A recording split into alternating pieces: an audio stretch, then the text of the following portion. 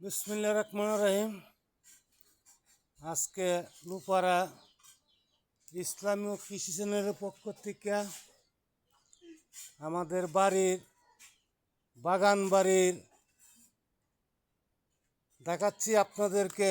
এই যে দেখতে পাচ্ছেন আমার নাতি ফাহিমের বাগান বাড়ি।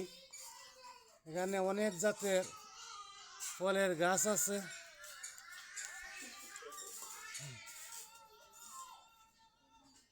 আম গাছ, জাম গাছ, কাঁঠাল গাছ, লেবু, অনেক জাতের ফল। আমার এখানে রাজমিস্ত্রিরা কাজ করতেছে। এই যে দেখতে পাচ্ছেন নারকেল,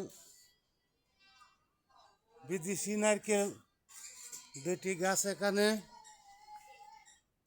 আশা করছি আগামী বছর ফল আসবে। কৃষক ভাইয়েরা আপনারা সবাই ফলজ। এটা জাম গাছ, কুমিল্লার জাম। এইদিকে আছে আম গাছ।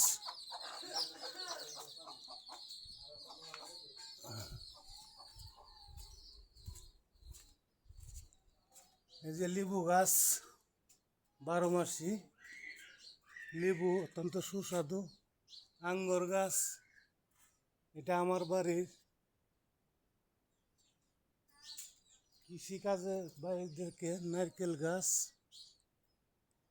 দেখতে পাচ্ছেন, বড়ি গাছ, অত্যন্ত সুস্বাদু বড়ই। এখানে আছে মালটা, ওইখানে আছে আনাজ্জা কলা, আনাজ্জা কলার চুরি। আজকে কৃষক ভাইয়েরা মনোযোগ সহকারে শুনবেন। ফলজ গাছ লাগান, দেশ বাঁচান।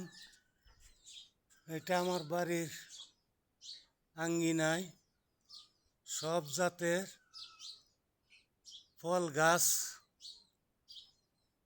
আছে।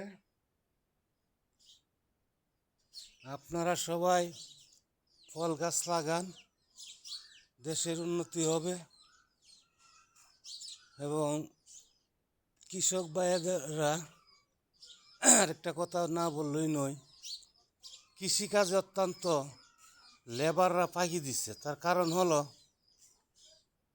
দিনের বেলা গ্রামের বাজারে, প্রত্যেক গ্রামের বাজারে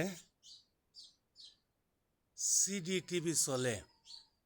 সুতরাং তারা কাজের ফাঁকি দিয়া সিবিটিভি নিয়ে বসে থাকে।